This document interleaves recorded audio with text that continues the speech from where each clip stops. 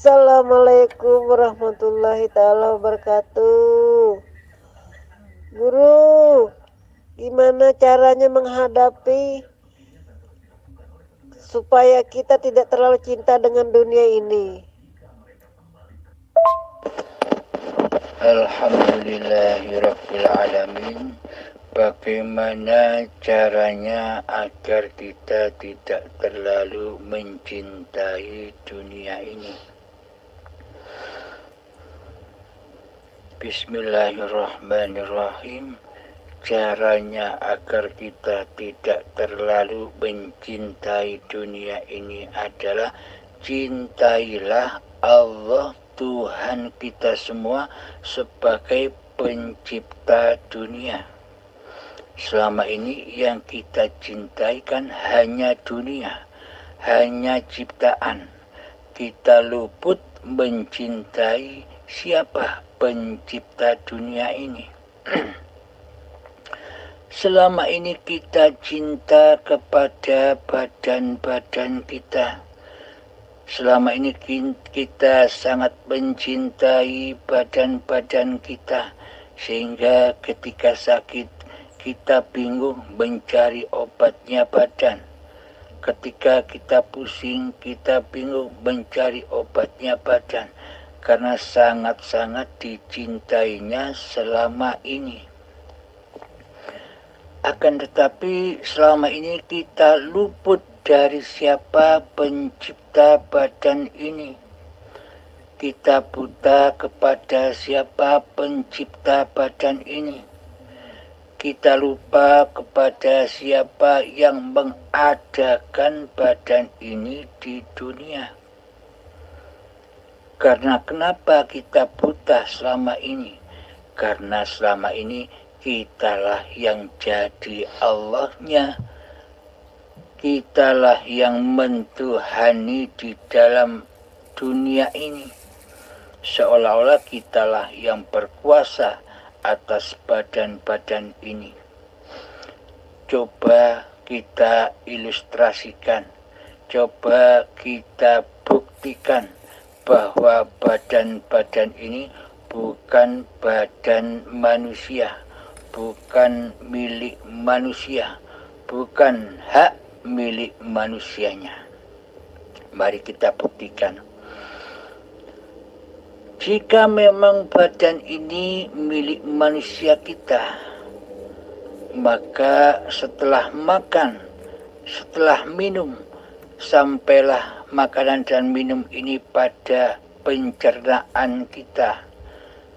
Semestinya kitalah yang memprosesnya sendiri. Semestinya kitalah yang memilah-milah makanan itu sendiri.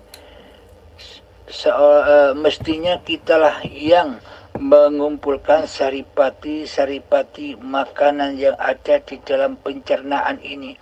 Sehingga kita sendirilah yang menjadikan makanan ini darah, yang menjadikan makanan ini sebagai daging, makanan ini dijadikan energi, vitamin, kotoran, dan sebagainya.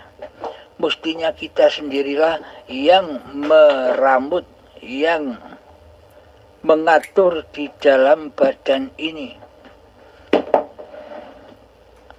Namun selama ini bagaimana? Ketika kita sudah makan dan minum, kita diam-diam saja. Kita anteng-anteng saja. Kita buta. Hati kita buta kepada siapa yang mengatur semua makanan-makanan yang sudah kita makan, semua minuman-minuman yang sudah kita minum, sehingga diolah di dalamnya. Siapakah yang mengolah? Siapakah yang menjaga dari racun-racun makanan? Yang menjaga, yang membimbing semua makanan-makanan itu sebagaimana mestinya, dialah sang pengatur, dialah sang pencipta badan-badan ini. Siapakah dia? Dialah Allah. Dialah hidup yang mengatur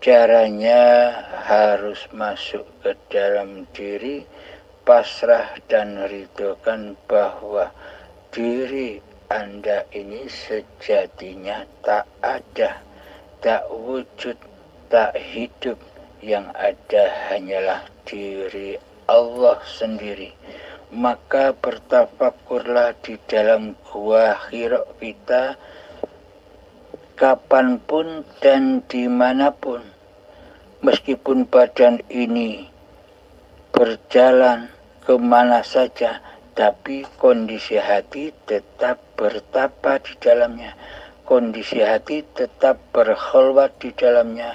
Kondisi hati tetap berzuhud di dalamnya. Sujud kepada Tuhannya. Karena badan-badan inilah masjid-masjid yang berjalan.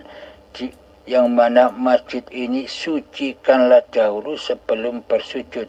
Maksudnya mensucikan masjid, mensucikan badan ini dengan cara tidak mengaku-ngakui bahwa badan ini milik hambanya. Inilah cara mensucikan masjid sehingga kita bisa bersujud di dalamnya, yakni hati menyatakan bahwa hidup ini Allah. Itu yang dimaksud bersujud. Hambanya bersujud rela ridho bahwa Allah sebagai Tuhannya. Inilah cara-cara untuk mengikis pelan-pelan pengakuan diri manusianya di hati kita.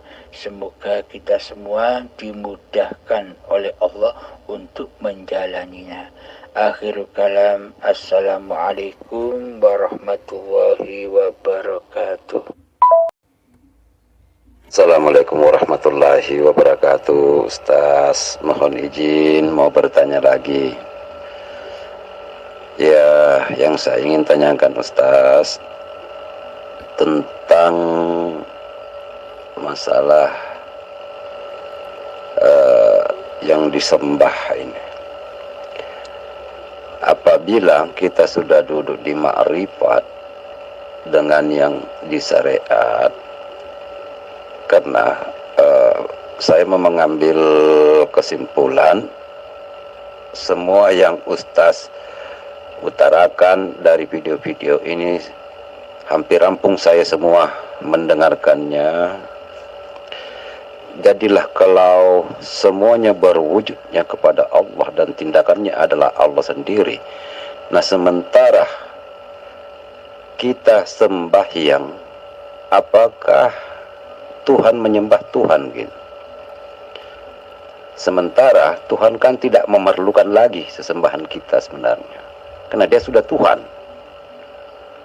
Yang intinya hamba itu yang menyembah, gitu. Nah, itu yang pertama, Ustaz.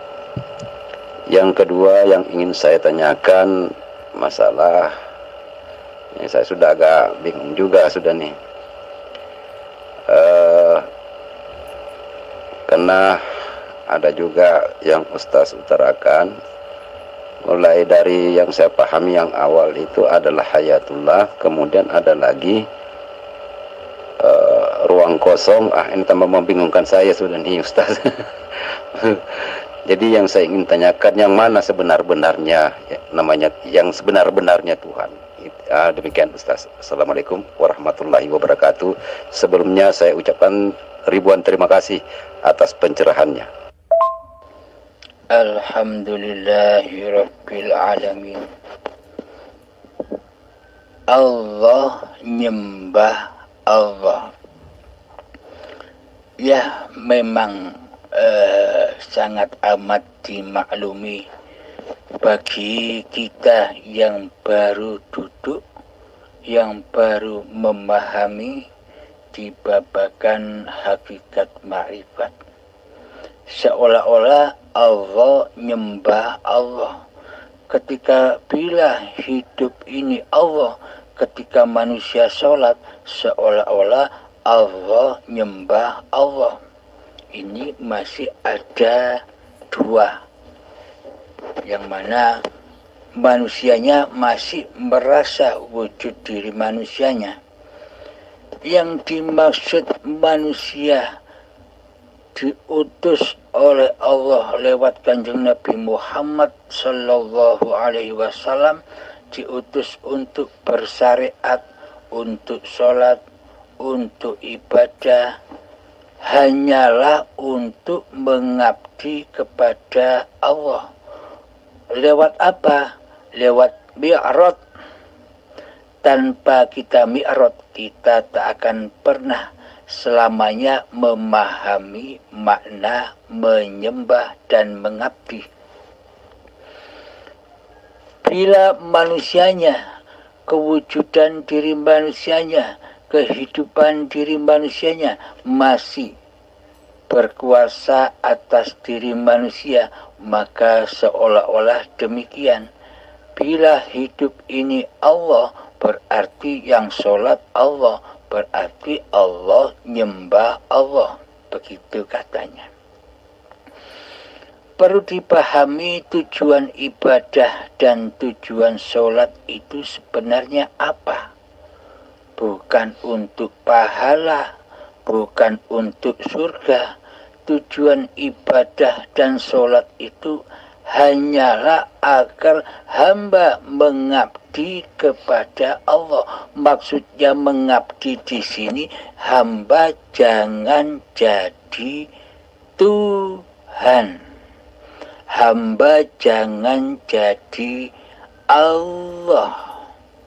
Hamba jangan jadi penguasa di dalam ibadah dan sholat-sholatnya. Maka dari itu as-sholatu mi'rajul mu'minin. Sholat itu tempat mi'rajnya orang mukminin. Orang mukminin itu siapa? Orang-orang yang beriman kepada Allah.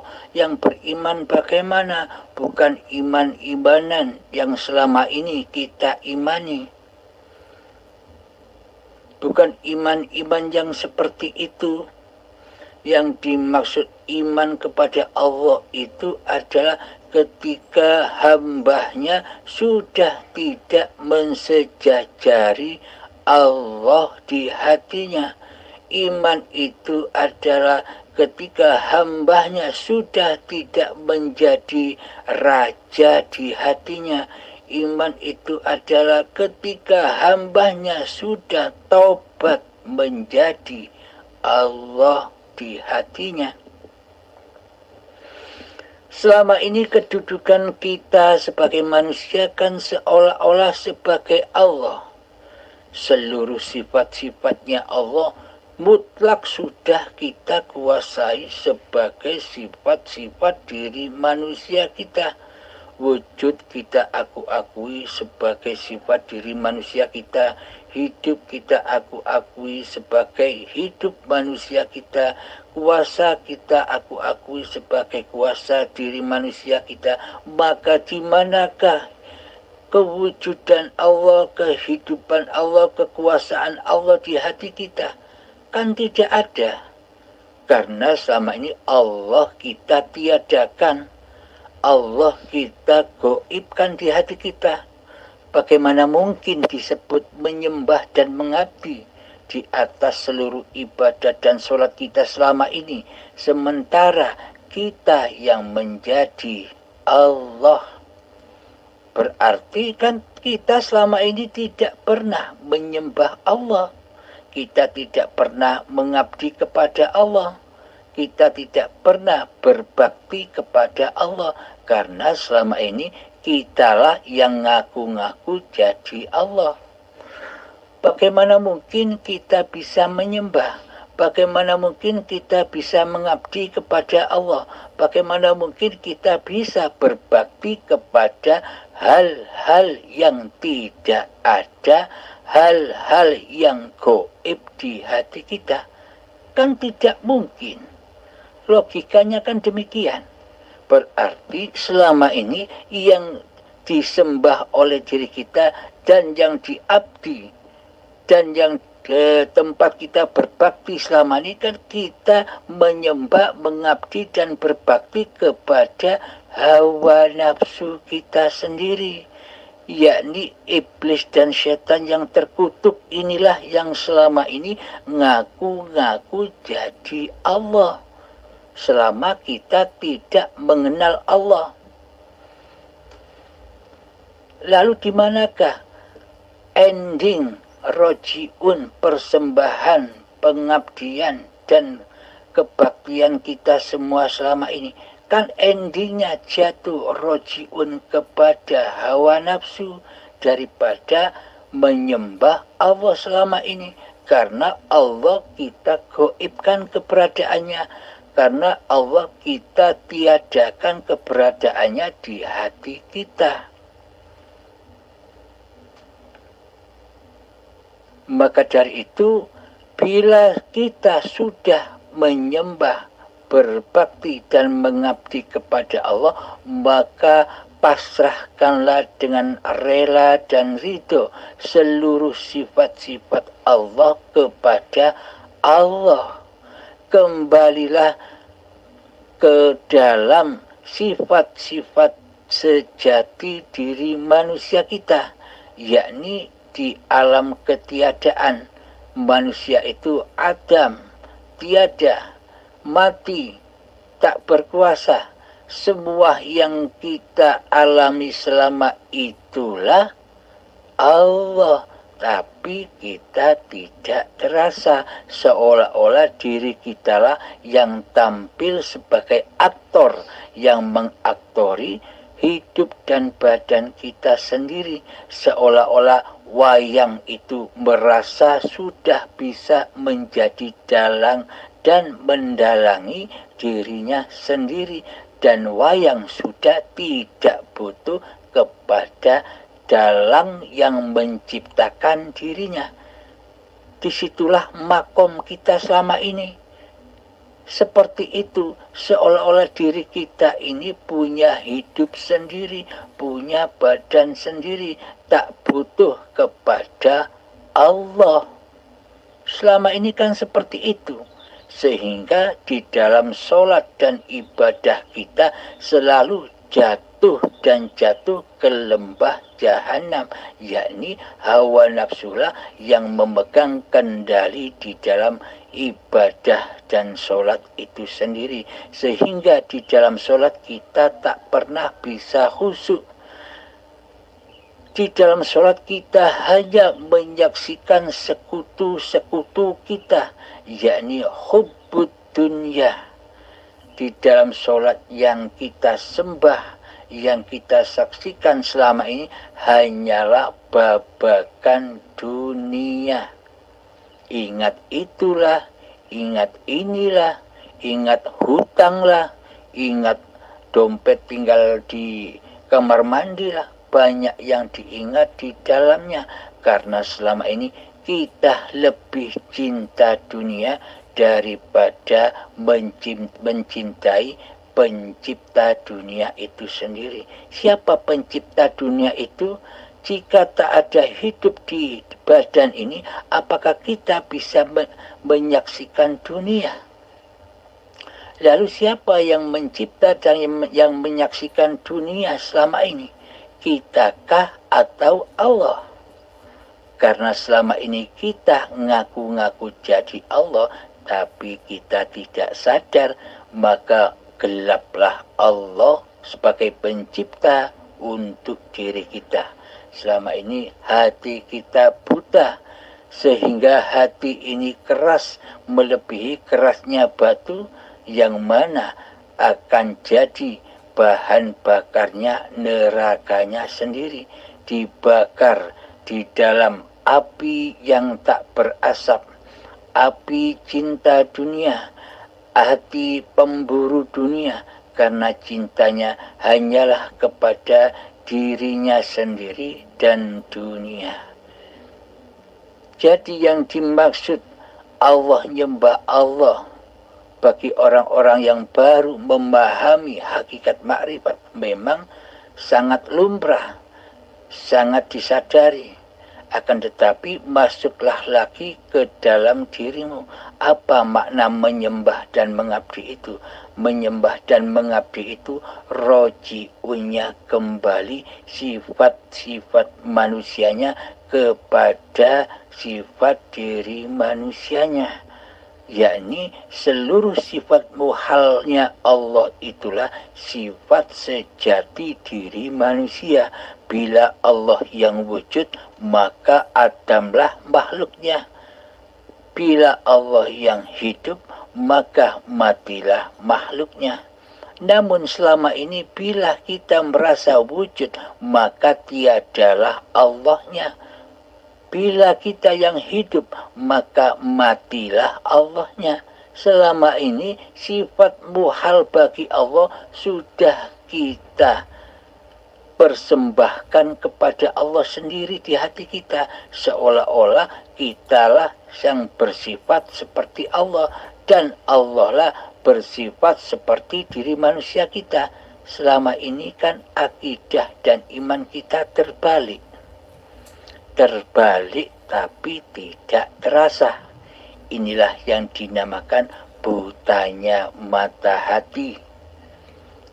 Maka yang dimaksud makna mengabdi, menyembah itu kita kembali rojiun kepada hakikat sifat diri manusianya dan kita persembahkan lagi bahwa sesungguhnya yang berkuasa atas diri manusia kita selama ini hanyalah sang pemiliknya, yakni Allah, dan nyatakanlah di dalam hati kita bahwa hidup ini Allah. Jadi yang sholat itu bukan manusianya yang sholat, akan tetapi Allah lah yang mempergerakkan badan-badan ini dengan af'alnya. Itulah yang dinamakan sholat. Jadi bukan manusianya yang sholat, bukan manusianya yang menggerakkan badan untuk sholat, tapi Allah lah yang menggerakkan di dalam sholat. Jadi pada intinya hakikatnya yang disebut sholat itu adalah ingatnya hati, zikirnya hati, nyatanya hati bahwa hidup ini Allah. Sejak bangun tidur hingga tidur kembali, inilah yang dimaksud sholat di sisi Allah.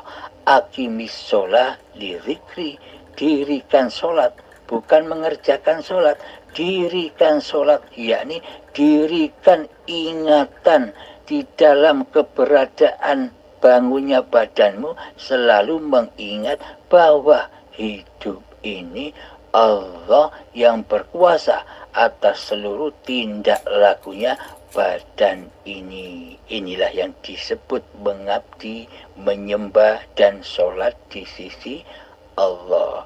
Alhamdulillahirrabbilalamin. Semoga bisa dipahami Kang Zainuddin dari Jambi.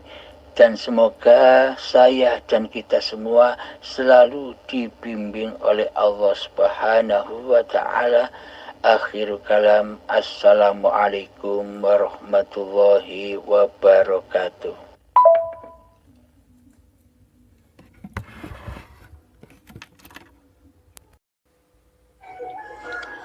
Oh ya Om Halim, ini satu lagi mohon pencerahannya.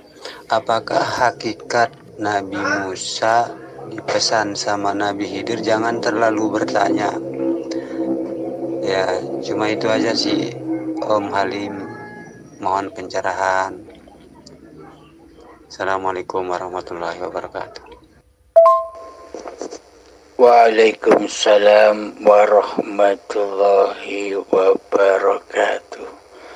Tanda-tandanya manusia sudah mengenal Tuhannya, maka tak akan bertanya-tanya lagi babakan dunia, babakan ilmu.